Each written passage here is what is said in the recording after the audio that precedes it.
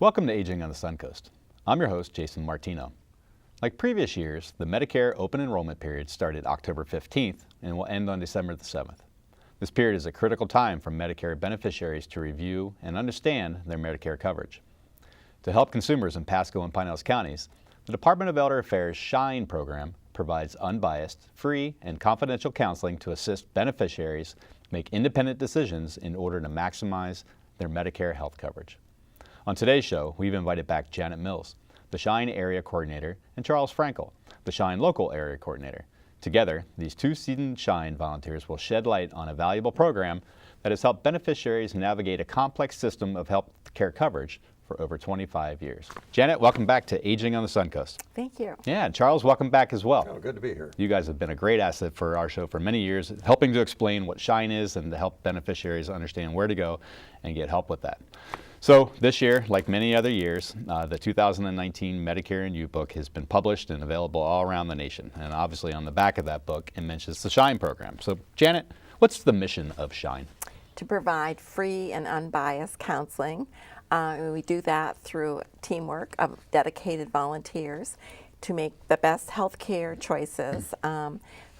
We don't make the choices, but for the clients to make the best health care choices that they can possibly make. Yeah, and you really give them the tools to make all those independent decisions. I've seen you guys working in action, and you guys are definitely hustling. So today we're gonna put a large emphasis on the SHINE program. Certainly, SHINE is not everything that you do. You're working with the Senior Medicare Patrol project, and you're also working with some financial assistance programs. But a majority of what we talk about today is going to be with SHINE and the volunteers and what they do and how they help beneficiaries. So let's pretend. I'm just getting ready to retire. And I am taking a look at my future health care, and I am getting ready to start to pick a plan through Medicare, and I'm considered quote unquote new to Medicare. What are some of the things that I need to be thinking about at that time? You need to be thinking about how much risk do you want to assume? Do you want to keep your doctors that you currently have? What prescription drugs do you take? Do you travel? Do you want a local Medicare Advantage plan or a national, or maybe original Medicare and a Medigap and a Part D? Those are the choices, and they are outlined now on page 2 or 3 in the new Medicare book. So those columns are right there for you to look at. Yeah, and supposing that I thought all that through, how does Social Security, how does that factor into all this? You have to have Medicare A and Medicare B to go in either a Medicare Advantage or a Medigap way, and you do not have to be taking your own Social Security at the time when you enroll in Medicare. You can be billed for the Part B premium. Your Part A is generally free to you. Okay, and I have options out there as well. Looking at my health care, I can stay on my own employer's or my previous employer's health care, and correct. It's usually a pretty pricey plan if I remember correctly. And talking to some of my colleagues that were getting ready to retire, so but at least I have options, right? Yeah. So pretending a little bit more. Let's say that I am well established in my retirement, and I've chosen a plan through Medicare and all the advantages that it offers, and then comes a time where I might want to switch up my plan. What am I to do then, Charles? Okay, well, now's the time to do it. As you said, October 15th is the beginning through December 7th, and that's when you can make any change to your plan. And we always recommend that you review your plans. They're going to send you changes. The other plans are going to have changes. It may be in terms of the co-pays, it could be in things covered, it could be in the doctor or other provider networks, lots of changes. So it's a good time to review, and this is the time you can change, and we can help you do that. And you mentioned the key word in here, open enrollment period. What exactly is that? That's when, if you're already in Medicare, you can change from what you currently have. You can keep it if you want, or if you're in an Advantage plan, you can change to another Advantage plan. You can go back to original Medicare, get a drug plan, vice versa. So almost any plan option in Medicare, this is when you can change if you want to. Oh yeah, and that's not all year round though? It's only a certain time frame, usually right? This is the one time you can do it. There are other exceptions, but this is when everybody can do it. Okay, and what are those dates? December 7th through, October 15th through December 7th Yeah. for an effective date of January 1st, 2019. So that's roughly 2.5 months for people all across the nation to make some pretty critical choices in what they're going to do with their health care coverage. And let's talk a little bit about the, back in the day there was the issue with the gap or the donut hole as well.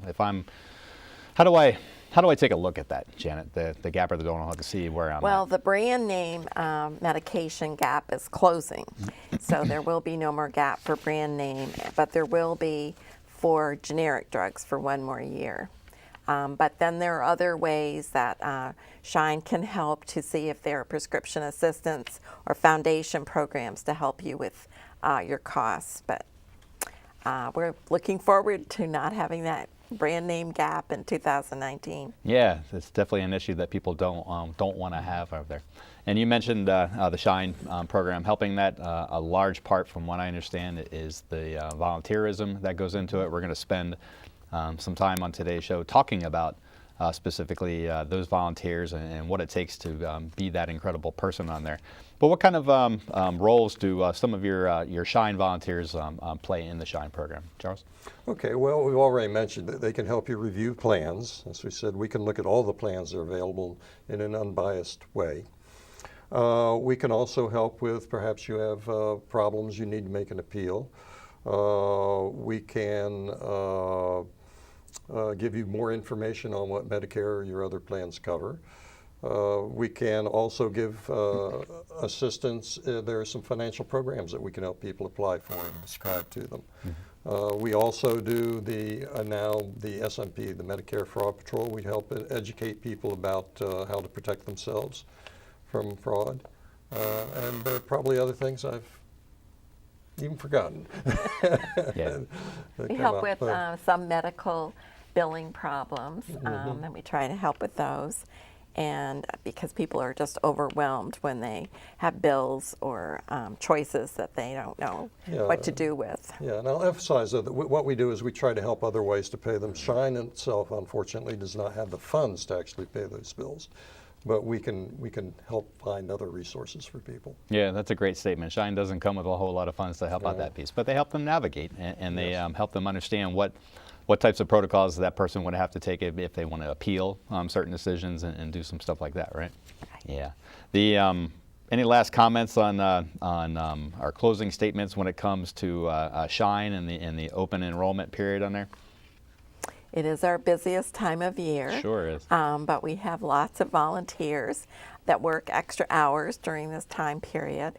So please call us. We're here to help you. Yeah. Anything else, Charles? Well, just that many people found it so difficult to make the choice in the first place that they're reluctant. But it can be very important to review because of so many changes. So we encourage you to look. Yeah, and especially during the open enrollment period, it's that critical time where they're going to need to make those choices. The Shine, and we talked about the mission of Shine. We've talked a little bit about what those volunteers can actively do, but I don't think we actually came up with any kind of broad definition of what actually Shine is. Janet, can you help us with that? Shine is actually an acronym, Serving Health Insurance Needs of Elders. It's called SHIP. It's in some other states. It is a national program. We all receive a lot of training to be able to do this, and we are a team, and we have outreach sites where people can go and sit face-to-face for appointments, and we have the Area Agency on Aging phone line that you can call to get help also, and I believe that phone number will be put on the screen later in the program. Yeah, you're definitely right. We're going to run that on the graphics in the middle of the program and then also at the end of the program. And I just wanted to highlight what you said about this program being a national program, and I think it's a funded program by by Congress and all the people that make all the decisions for us in some ways. And I think that that's notable in some ways, that they recognize that seniors will need help at certain points in time in their life to navigate all the complexities of Medicare. So they allow each state to roll this out, whatever name that they call it in, but either way it's available in each of the 50 states around there. And then, like you said, in the state of Florida, It's called the SHINE program, the Serving Health Insurance Needs of the Elderly over there.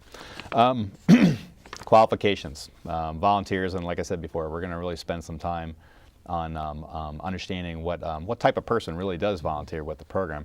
But broad look, what kind of qualifications does a general SHINE volunteer need to become if they want to volunteer in the program? Okay.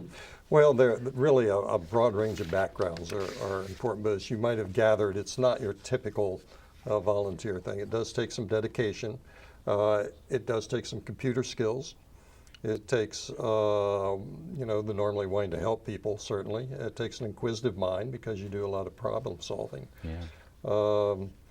Beyond that, the one thing, if you're still an active insurance agent, then unfortunately that is not thing, but we do have people who've retired from that who are very good counselors. So people come from a broad range of backgrounds are good counselors. Yeah, I think you're right.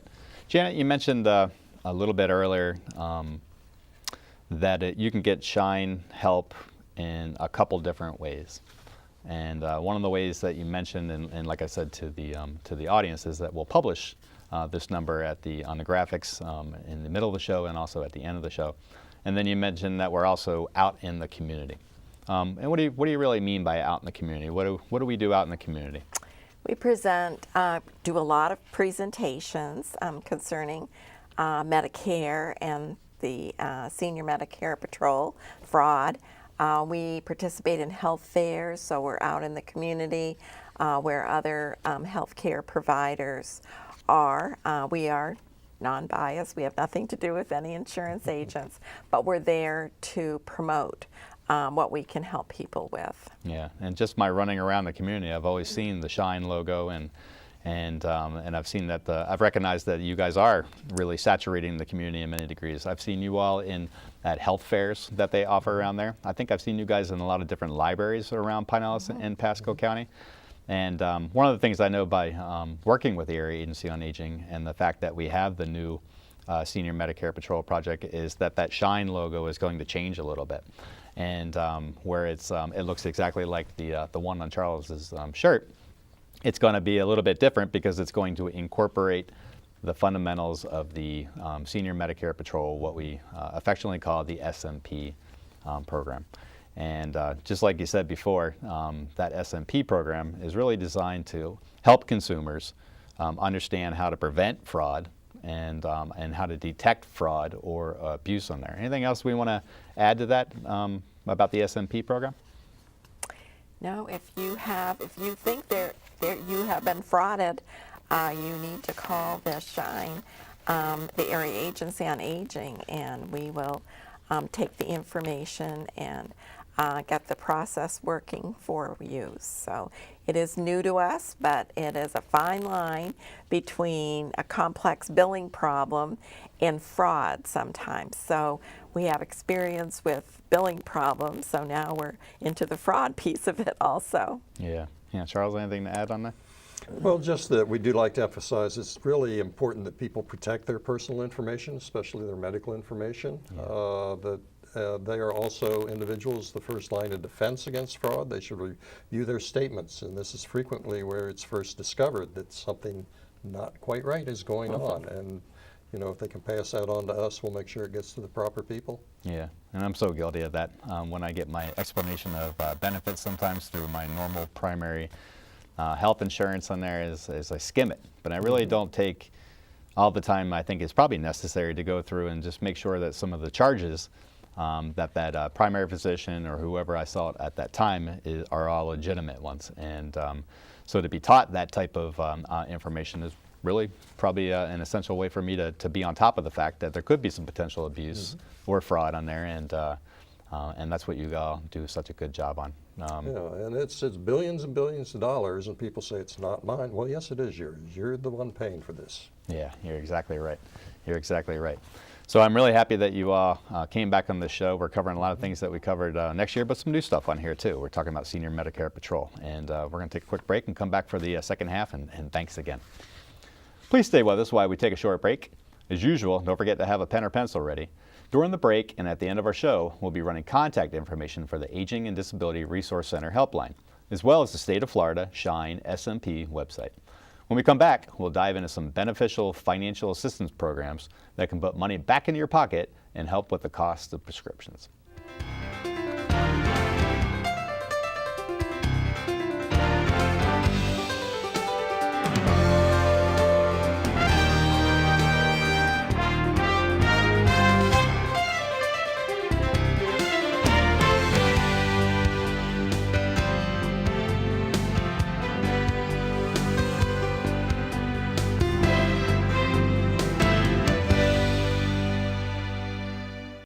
James is 70 and a writer whose joint pain has been a story in itself. His doctor prescribed a new medication that may not be affordable, even with James's Medicare Part D plan. James called Shine. Shine volunteer counselors can guide you to money-saving prescription assistance programs, including a program that helps pay Medicare Part D plan costs for limited-income seniors. Shine costs nothing but could save you time and money. More information is available at 1-800-963-5337. Welcome back to Aging on the Suncoast. During the first half of the show, Janet Mills and Charles Franckle helped us understand how the SHINE program can help Medicare beneficiaries make critical decisions unbiasedly and for free. So let's continue this important discussion and look at additional financial assistance resources that can put money back into your pocket or help with the cost of prescriptions. Janet, Charles, welcome back to Aging on the Suncoast. You didn't go far, did you? Yeah. All right, so we talked a great deal about the SHINE program, how those volunteers can really help beneficiaries on the front end make those critical decisions and kind of navigate through all the complexities. I've probably used that phrase a couple times today, but it's the truth.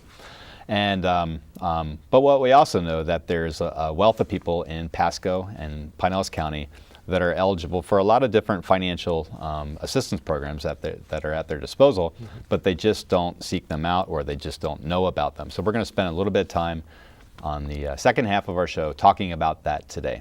One of the first ones that we're going to talk about is the low-income subsidy. And Charles, what is that? Okay, low-income subsidy, also known as Extra Help, is a Social Security program that can help pay for some of your medications, lower your costs.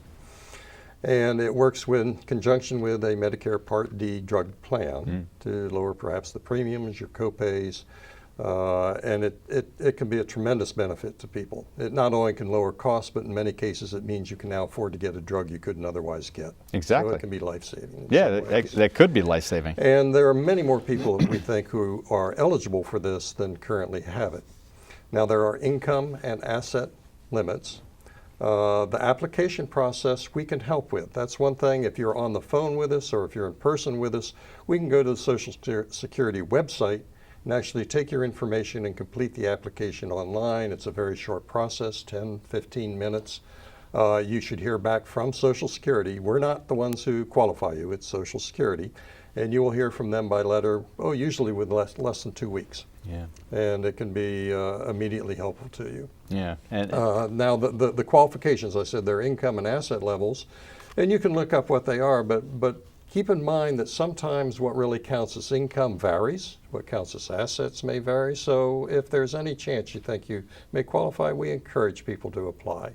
You may be surprised. Yeah. Yeah. And it can be, as I said, a tremendous benefit.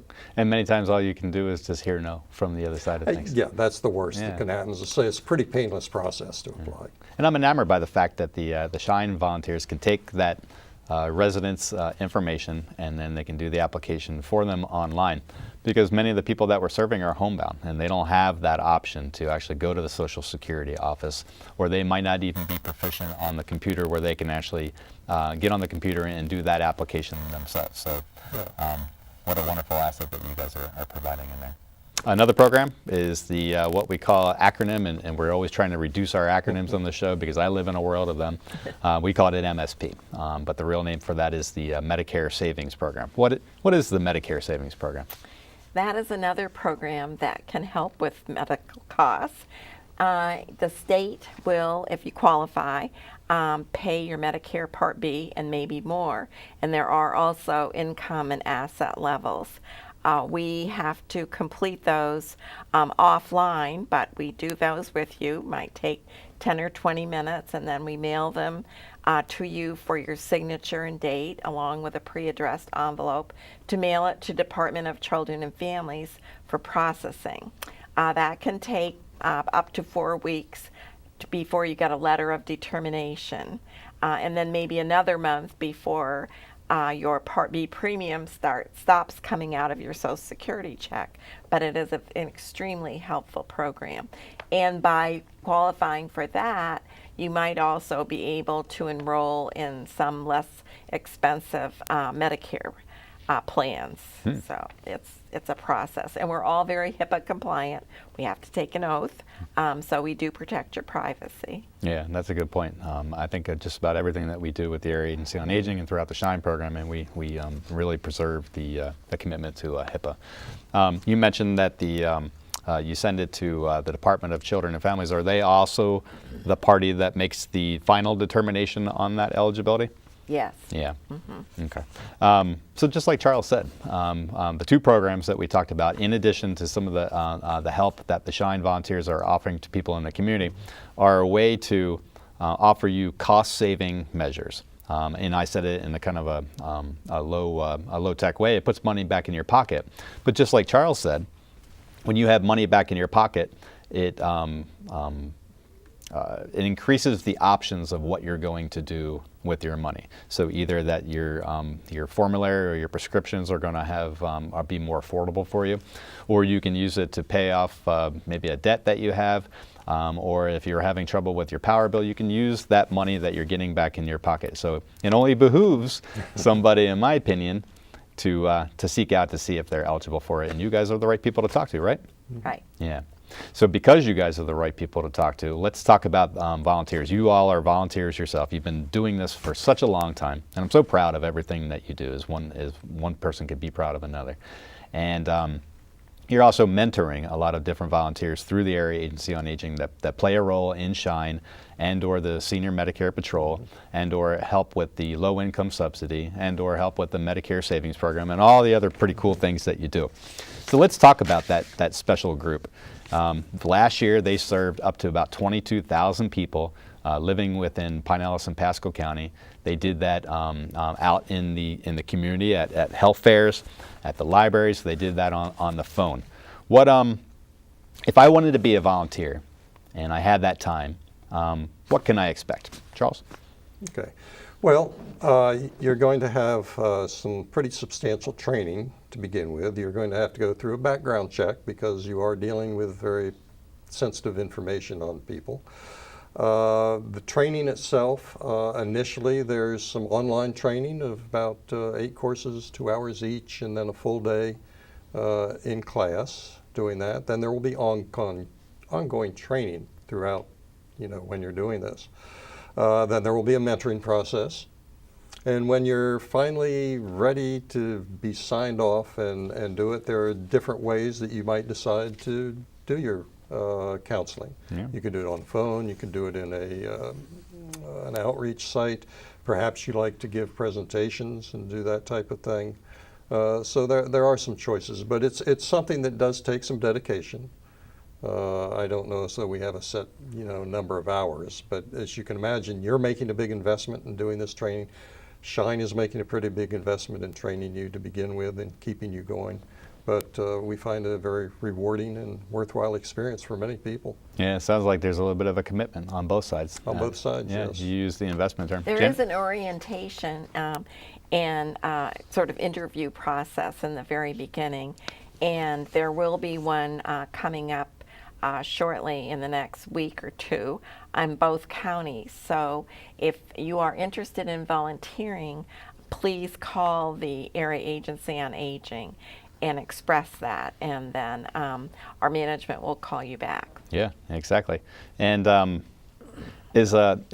be a volunteer, do I have to have a rich, robust background in Medicare and healthcare, or can I come from any walk of life really and offer some whatever aptitude and knowledge I bring to the table? I think your dedication and wanting to help people and being a very patient person helps a whole lot.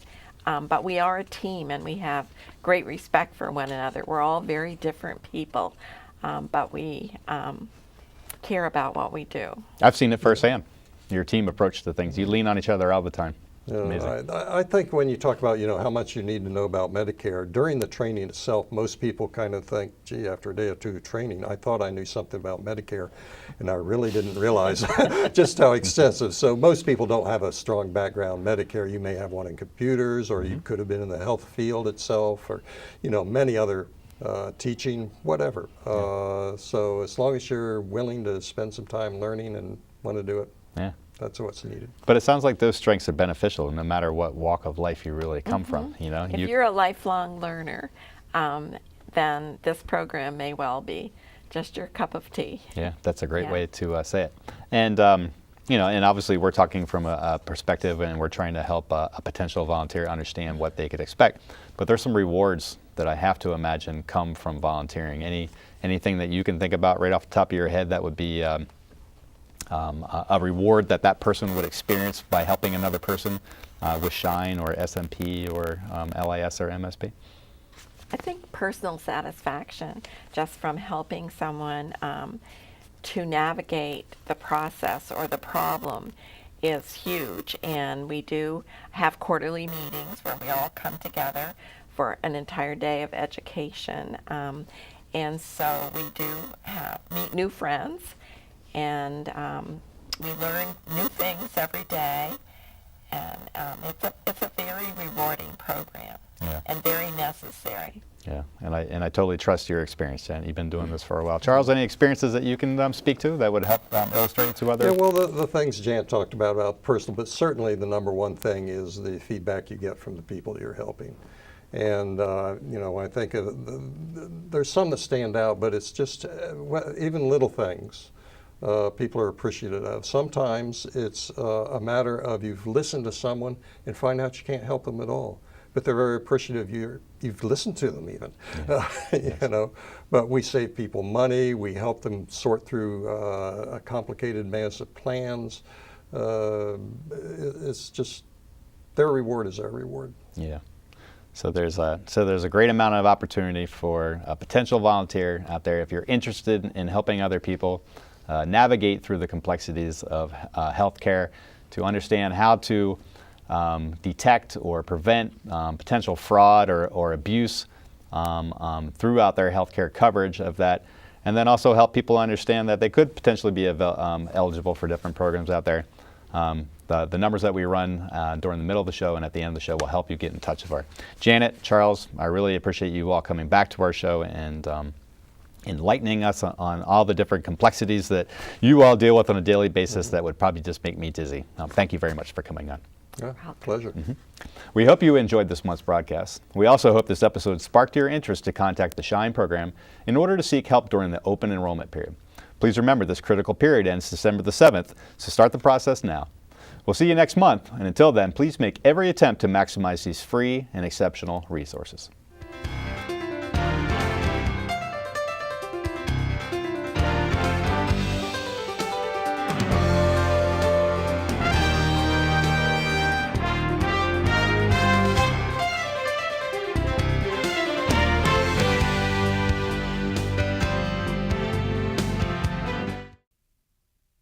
James is 70 and a writer whose joint pain has been a story in itself. His doctor prescribed a new medication that may not be affordable, even with James's Medicare Part D plan. James called SHINE. SHINE volunteer counselors can guide you to money-saving prescription assistance programs, including a program that helps pay Medicare Part D plan costs for limited-income seniors. SHINE costs nothing but could save you time and money. More information is available at 1-800-963-5337.